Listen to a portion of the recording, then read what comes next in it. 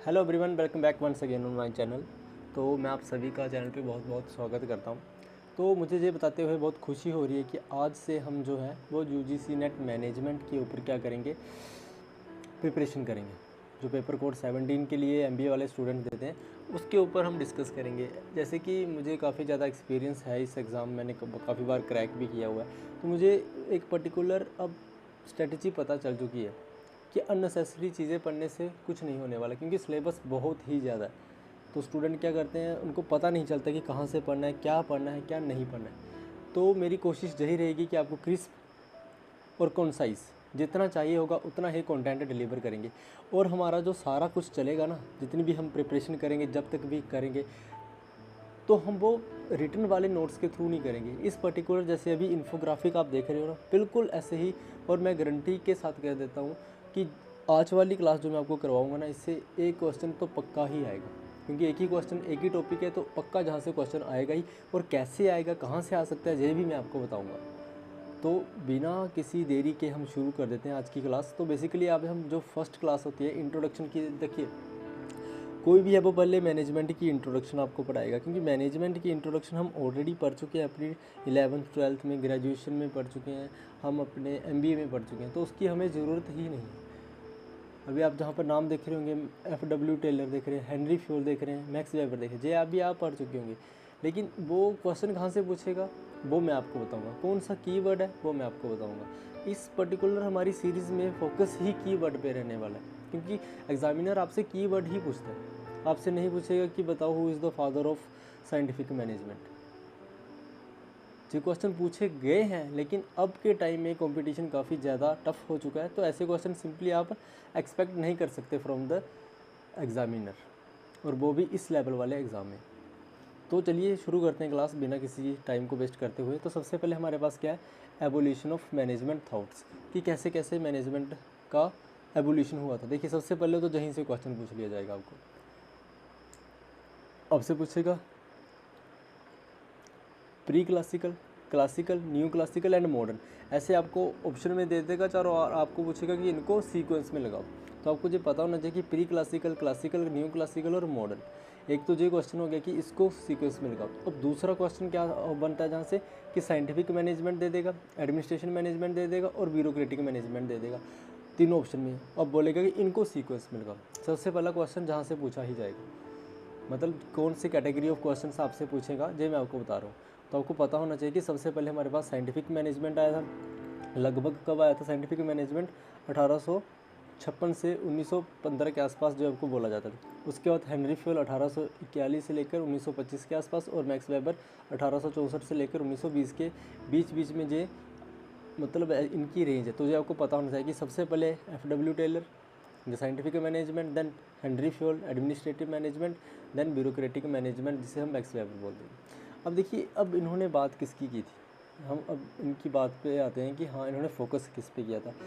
जब pre classical time में इन्होंने क्या बोला था कि management based on experience, tradition and philosophy. उसके बाद हमारे पास क्या है कि क्लासिकल टाइम में ये जो हमारे ये तीन थिंकर्स आए थे हमारे पास, ये इनको क्लासिकल टाइम के टाइम ही बोला जाता है, क्लासिकल टाइम का भी इन्हीं को बोला जाता है। साइंटिफिक अप्रोच आई थी मैनेजमेंट की, focus on efficiency and structure. New classical में क्या, ह्यूमन रिलेशन आ गई जो एल्टर माया वाली। मॉडर्न में काफ़ी ज़्यादा कंटीजेंसी आ गई, कंटीजेंसी अप्रोच आ गई। ये सारी चीज़ें मॉडर्न में आ गई, ये तो हम आगे पढ़ेंगे। लेकिन आज का क्लास जो हमारी मेन फोकस किस पे, हमारा क्लासिकल थेरीज पे, क्लासिकल पे। देखो क्लासिकल में क्या बोला हुआ है, सिंपल सी बात इन्होंने लिखी हुई है क्लासिकल में, कि क्लासिकल में हमारा फोकस क्या था, focus on improving efficiency through structure, rationality, rules and scientific methods. बस क्लासिकल में ये तीनों ने ही बोला था। एक तो इनमें से एक क्वेश्चन ये पूछा जाता है कि तीनों थिंकर्स ने एक कॉमन बात क्या बोली थी। इन तीनों की एक कॉमन बात थी, डिवीज़न ऑफ वर्क, कि काम को डिवाइड करना है as per the specialization of the employees. जो उनकी स्पेशलाइजेशन है उसके हिसाब से हम क्या करेंगे, काम को डिवाइड करेंगे। तो आपने अभी जहाँ से सिर्फ इतना ही याद रखना है कि इस डे फोकस किस पे करते हैं, improving efficiency through structured, rationality, rules and scientific methods. ये बोलते हैं कि एक ही मेथड है, उसी को यूज़ करना है, उसी से आपकी प्रोडक्टिविटी बढ़ेगी, उसी से आपकी एफिशिएंसी बढ़ेगी। जो एक बार रूल बना दिए बस वही फॉलो करने हैं, मतलब काफ़ी ज़्यादा रिजिडिटी इसमें थी। जो रैशनैलिटी, ये जो भी फोकस है, जो भी रिक्रूटमेंट होगी, सिलेक्शन होगी, ट्रेनिंग होगी, वो साइंटिफिक मेथड के साथ ही होगी, ये इन्होंने बोला था। अब तीनों का पढ़ लेते हैं अलग अलग। तीनों में क्या है, अब FW साहब क्या बोलते हैं कि focus on task and increasing work efficiency. इन्होंने टास्क की बात की थी कि हम टास्क की बात करेंगे और जो हमारी वर्क एफिशिएंसी है उनको इंक्रीज़ करना है। और जो FW टेलर है इन्होंने किसके ऊपर बात की थी, जैसे हमारे 3 लेवल होते हैं, top level, middle level, lower level of management. जो FW टेलर ने बात की थी वो लोअर लेवल मैनेजमेंट की बात की थी कि उनके ऊपर ही फोकस किया था कि उनका जो टास्क है उसको कैसे एनहांस करना, उनकी एफिशिएंसी को कैसे इंक्रीज़ करना चाहिए, FW टेलर ने बात की थी। Henry field focus on structure and management process. जो हेनरी फील्ड है इन्होंने एडमिनिस्ट्रेशन मैनेजमेंट की बात की थी, इसलिए इनको फादर ऑफ एडमिनिस्ट्रेशन मैनेजमेंट भी बोला जाता है। इन्होंने हमें 14 प्रिंसिपल दिए थे, बस वही आपको याद रखने हैं। आगे जो चीज़ें इनकी याद रखनी है वो हम आगे डिस्कस करेंगे।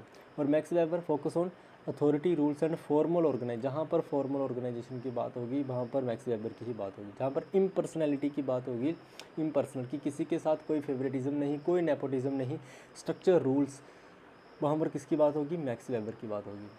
मिलिट्री ऑर्गेनाइजेशन भी बोलते हैं हम इसको कि मिलिट्री ऑर्गेनाइजेशन, क्योंकि वहाँ पर ब्यूरोक्रेसी चलती है, हायरार्की चलती है, प्रॉपर स्ट्रक्चर होता है, तो इसीलिए हम क्या करते हैं, ब्यूरोक्रेटिक मैनेजमेंट को मिलिट्री ऑर्गेनाइजेशन भी बोलते हैं। अब एक एक करके इनके बारे में हम पढ़ते हैं, बिल्कुल आसान तरीके से पढ़ेंगे, ज़्यादा लोड लेने की ज़रूरत ही नहीं।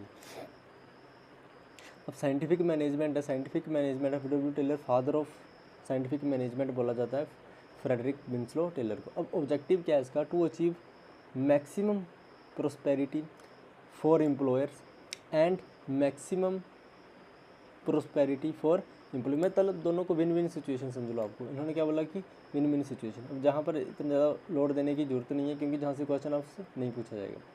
अब कोर आइडिया क्या है इनका, मेंटल रेवोल्यूशन। अब एक बार तो डायरेक्ट क्वेश्चन पूछ लिया था कि जो मेंटल रेवोल्यूशन है ना वो किससे रिलेटेड है, तो मेंटल रेवोल्यूशन किससे रिलेटेड है, FW टेलर साइंटिफिक मैनेजमेंट। इन्होंने क्या बोला था कि जो ओल्ड थंब रूल है ना उनको हटा दो साइंस के साथ, one best way to a job. इन्होंने यही बोला था कि एक पर्टिकुलर मेथड होता है किसी भी जॉब को कंप्लीट करने के लिए। अगर आप किसी भी काम को अच्छे तरीके से करना चाहते हैं तो उसका एक पर्टिकुलर वे होगा जिससे वो काम क्या होगा, बहुत अच्छे तरीके से हो जाएगा। One best way to do a job, जहाँ से भी क्वेश्चन पूछा गया इसके। उसके बाद प्रिंसिपल से क्वेश्चन पूछा जाता है इनके, कई बार प्रिंसिपल से पूछ लिए जाते हैं कि रैंडमली बता देंगे आपको कि बताओ जे इसमें से फाइंड आउट करो जो FW टेलर साइंटिफिक मैनेजमेंट के कौन कौन से प्रिंसिपल है। तो सबसे पहला क्या, साइंस को इन्होंने माना है नोट रूल ऑफ थंब, जो पुराने रूल चलते आ रहे हैं उनको बोला इन्होंने कि परे करो, सारा कुछ क्या है, science. Harmony not Discord, cooperation की बात की थी, इंडिविजुअलिज्म की बात नहीं की थी। Development of each and every person, her person की डेवलपमेंट की बात की थी साइंस के through. Maximum output with maximum prosperity, मतलब हमें क्या चाहिए, विन विन सिचुएशन ही चाहिए। अगर उसके बाद हम इनकी बात करते हैं तो scientific study for the work जो इन्होंने दिया था, स्टैंडर्डाइजेशन का प्रोसेस दिया था, मेंटल, जहाँ से डायरेक्ट क्वेश्चन पूछे जाते कि साइंटिफिक स्टडी ऑफ वर्क की बात किसने की थी, स्टैंडर्डाइजेशन की बात किसने की थी, और मेंटल रेवोल्यूशन जहाँ से डायरेक्ट क्वेश्चन पूछे जाते। तो ये कीवर्ड्स हैं जी आपकी, जैसे साइंटिफिक स्टडी ऑफ वर्क हो गया, स्टैंडर्डाइजेशन हो गया या मेंटल रेवोल्यूशन, जहाँ से क्वेश्चन डायरेक्ट पूछा जाता है। अब साइंटिफिक वर्क को मैं देखो ये तो अब मैं आपको नोट्स दे दूंगा, ये जो बीच में छोटी छोटी चीज़ें लिखी हैं ये आपने खुद पढ़नी है। अगर आप खुद एक बार रिवीजन करोगे तो आपको ये काफ़ी अच्छे से समझ आ जाएगा।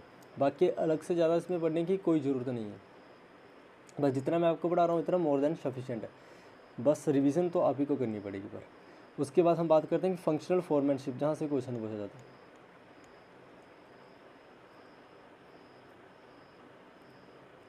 अब इन्होंने फंक्शनल फॉर्मैनशिप दिया था।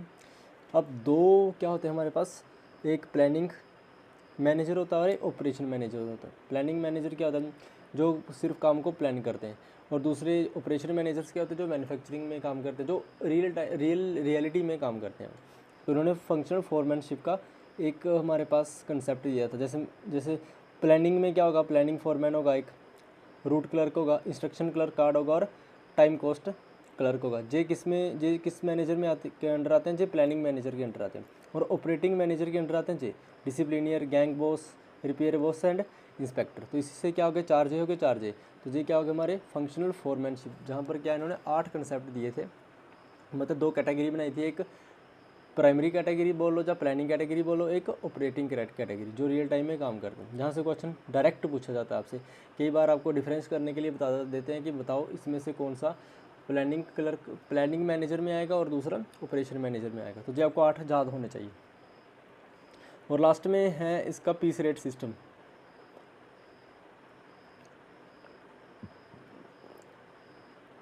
अब पीस रेट सिस्टम में क्या है कि pay more for higher efficiency, reward system for high performance. देखो पहले क्या होता था कि टाइम रेट सिस्टम होता था कि 8 घंटे काम करेंगे तो आपको उसको वेजेस मिलेंगे, उतनी तनख्वाह मिलेगी। लेकिन इन्होंने क्या फाइंड आउट किया कि लोग काम करते हैं और टाइम पास करते रहते हैं। जैसे 9 से 5 बजे तक की अगर शिफ्ट है तो वो अपना टाइम वेस्ट करते रहेंगे कि हाँ कब 5 बजेंगे, कब 5 बजेंगे। तो क्योंकि डेली दिहाड़ी के बेसिस पर क्या मिल रही है, उनको पैसे मिल रहे हैं। तो दिहाड़ी निकल ली, जितने मर्जी काम करो, उससे कोई लेना देना, दिहाड़ी से लेना देना। तो उन्होंने क्या चीज़ एक ईजाद की थी, पीस रेट सिस्टम। इन्होंने बोला कि हाँ आप 9 से 5 बजे तक बैठो, कोई दिक्कत वाली बात नहीं है। हम आपको कैसे पे करेंगे, पीस के हिसाब से, जितने प्रोडक्ट आप एक दिन में बनाएंगे उसके हिसाब से आपको पेमेंट देंगे। ये इनका डिफरेंशियल पीस रेट सिस्टम था। जैसे पहले टाइम के हिसाब से चलते थे, दिहाड़ी के हिसाब से, लेकिन ये कौन सा सिस्टम लेके आए थे, पीस रेट सिस्टम लेके आए थे। अब ये बस इतना ही है साइंटिफिक मैनेजमेंट में जो FW टेलर ने दिया था। सबसे पहले आपको इसके ऑब्जेक्टिव्स पढ़ने, प्रिंसिपल से क्वेश्चन पूछा जा सकता है, आपसे पूछा जा सकता है, 100% पूछा जा सकता है, क्योंकि काफ़ी ज़्यादा इंपॉर्टेंट है प्रिंसिपल्स।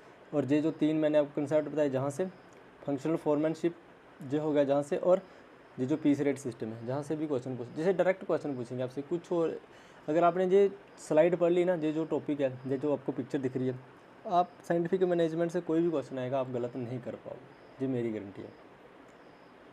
उसके बाद आगे बढ़ते हम एडमिनिस्ट्रेशन मैनेजमेंट की तरफ, जहाँ से ज़्यादा क्वेश्चन पूछे जाते हैं, जहाँ से क्वेश्चन कई बार आपसे ये 14 प्रिंसिपल है, ये आपने तो पढ़े ही होंगे कि कब बहुत बार पढ़ लिए होंगे, तो ये मैं आपको बताऊंगा नहीं, जो 14 प्रिंसिपल आपने खुद ही पढ़ने। हाँ, जहाँ से क्वेश्चन पूछा जा सकता है कि आपको बताओ कि जो कौन कौन से मैनेजमेंट के फंक्शन दिए थे हेनरी फ्योल ने। तो हेनरी फ्योल ने क्या दिए थे, POCCC, किससे ज़्यादा रख सकते हैं, POCCC से जा सकते हैं। P से प्लानिंग, O से ऑर्गेनाइजिंग, C से कमांडिंग, फिर C से कोऑर्डिनेटिंग और लास्ट में कंट्रोलिंग। ये जो फंक्शंस है ये हेनरी फ्योल ने दिए थे। उसके बाद कुछ मैनेजरियल स्किल्स थी, जैसे technical skills, human skills and conceptual skill. अच्छा, ये हेनरी फ्योल की स्किल्स ज़्यादा नहीं पूछी जाती, एलकार्ट्स।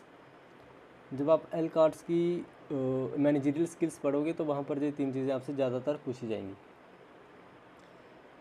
उसके बाद हेनरी फ्योल के 2 और कंसेप्ट है, एक मैनेजरियल एक्टिविटी है और एक एम्प्लॉइज़ एक्टिविटी है।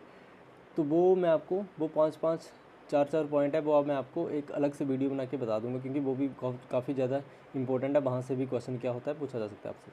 अब हेनरी फ्योल ने क्या बोला था कि to manage the forecast and plan, to organise, to command, to coordinate and to control, J Henri Fayol ने बोला था। अब हम आगे बढ़ते हैं, हमारे पास ब्यूरोक्रेटिक मैनेजमेंट।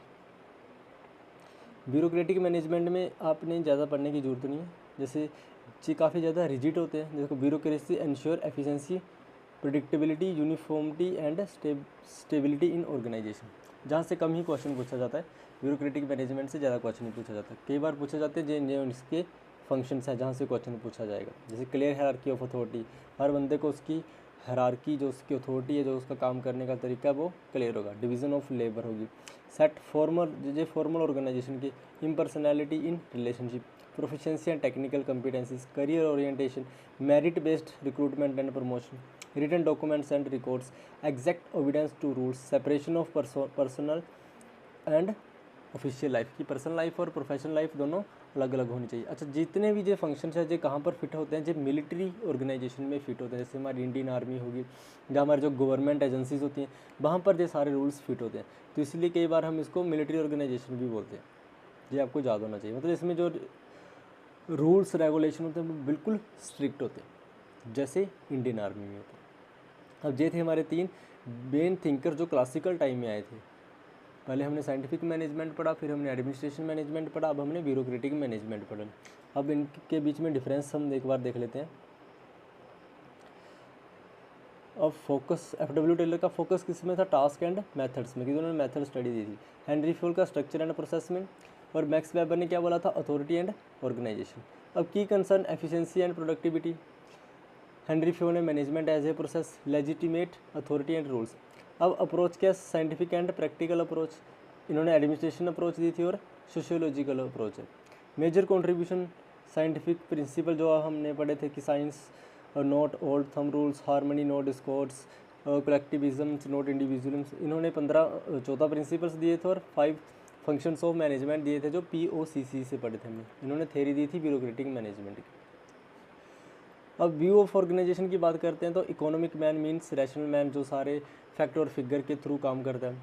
अब formal structure and universal principle जो काफ़ी ज़्यादा जो प्रिंसिपल है वो आज तक भी इनके फॉलो होते हैं। और रैशनल एंड लीगल अथॉरिटी। अब ये इनके बीच में एक छोटा सा हमारा कंपैरिजन टेबल था जो हमने अभी पढ़ लिया कि क्या क्या कंपैरिजन है इनके बीच में, क्या काम करते हैं। तो ये आपको ये भी पता होना चाहिए आपको कि जो FW टेलर था उन्होंने शो फ्लोर के ऊपर बात की थी, मतलब लोअर लेवल की बात की थी। हेनरी फ्योल ने एडमिनिस्ट्रेशन लेवल की बात की थी और मैक्स वेबर ने तो पूरी अथॉरिटी और ऑर्गेनाइजेशन की बात की थी। ये आपको पता होना चाहिए इसके बीच में। और उसके बाद क्या है इंपॉर्टेंट ईयर्स। कई बार तो ये जो 4 चीज़ें 5 चीज़ें लिखी हैं जहीं से क्वेश्चन आ जाएगा डायरेक्ट, आपको पता भी नहीं चलेगा। देखो अब UGC नेट क्विक फैक्ट में इन्होंने क्या लिखा हुआ कि टेलर ने किसकी बात की थी, एफिशिएंसी की बात की थी। जो हेनरी फ्योल है उसने प्रिंसिपल्स एंड फंक्शंस दिए थे। मैक्स वेबर ने अथॉरिटी एंड ब्यूरोक्रेसी की बात की थी। अब सबसे इम्पोर्टेंट चीज़ें क्या हैं, देखो ये भी लिखा हुआ है उन्होंने कि कौन कौन से फ्रीक्वेंटली MCQ कॉन्सेप्ट है जहाँ बार बार चीज़ें कहाँ से पूछी जा सकती है। अब ये था हमारा आज का टॉपिक जो हमने पढ़ा है क्लासिकल टाइम के ऊपर, क्लासिकल थॉट ऑफ मैनेजमेंट, जिसमें हमने क्या पढ़ा है, हमने 3 हमारे मेन थिंकर्स पढ़े थे। अच्छा, इनके बिना जो मैनेजमेंट अधूरी है। ये जो 3 थिंकर हैं ना हमारे, आप जितनी मर्जी मैनेजमेंट पढ़ लो लेकिन इनके बिना मैनेजमेंट अधूरी है। Max Weber, Henri Fayol and FW Taylor, तो ये क्लासिकल टाइम में थे हमारे जिन्होंने अप्रोच दी थी। अब मैं आपसे गारंटी के साथ कह सकता हूँ कि जो दिसंबर 26 में पेपर होगा ना, इस पर्टिकुलर स्लाइड से ना क्वेश्चन आएगा ही आएगा। और तब मैं आपको बताऊँगा कि ये क्वेश्चन आपने कैसे करना था। जो अगर आपने कर लिया, सही कर लिया होगा तब तो वेल एंड गुड है, लेकिन अगर नहीं किया होगा तो मैं आपको बता जब हम MCQ की प्रैक्टिस भी करेंगे ना तो आप देखोगे कि हाँ ये तो क्वेश्चन बिल्कुल ईजी है, हमें डरने की ज़रूरत ही नहीं है। अगर आपने सारे कंसेप्ट पढ़े हैं, सारी चीज़ें पढ़ी हैं जो मैं पढ़ाऊँगा, तो गारंटी के साथ बोल देता हूँ कि आपका एग्ज़ाम क्लियर हो जाएगा, टेंशन लेने की ज़रूरत ही नहीं है। क्योंकि आप जहाँ पर कोई मेरिट मुरिट तो बनेगी नहीं, क्वालिफाई करना है एग्ज़ाम तो क्वालिफाई हो जाएगा इसी। तो आज के लिए तो सिर्फ इतना ही। कल हम एक नए टॉपिक के ऊपर डिस्कस करेंगे, नया लेक्चर लेके आएंगे। तो अगर आपने चैनल को सब्सक्राइब नहीं किया तो प्लीज़ सब्सक्राइब कर लें, दोस्तों के साथ शेयर करें।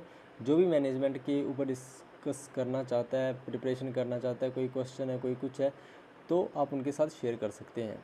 अगर किसी चीज़ के बारे में कोई डाउट है तो कमेंट करके बताएं। कमेंट आप सभी के लिए इसीलिए खोला गया हुआ है कि आप अपनी प्रॉब्लम्स जो आपके इश्यूज़ हैं वो आप कमेंट में डाल सकें। और ऐसी बात नहीं है कि हम कमेंट देखते नहीं, हम कमेंट ज़रूर देखते हैं। तो आई होप कि ये अब हमारी जो सीरीज़ हमने स्टार्ट की है ये ऐसे ही चलते रहे, आप सभी लोगों का बहुत ज़्यादा हेल्प हो इस सीरीज़ से। इस तरीके से ही पढ़ेंगे हम, ऐसे ही अट्रैक्टिव नोट्स के साथ पढ़ेंगे। ज़्यादा हम होच पोच चीज़ें नहीं रखें, बिल्कुल सिंपल, कंसाइज एंड करेक्ट चीज़ें रखेंगे। तो चलिए आज के लिए सिर्फ इतना ही, मिलते हैं अब नई वीडियो।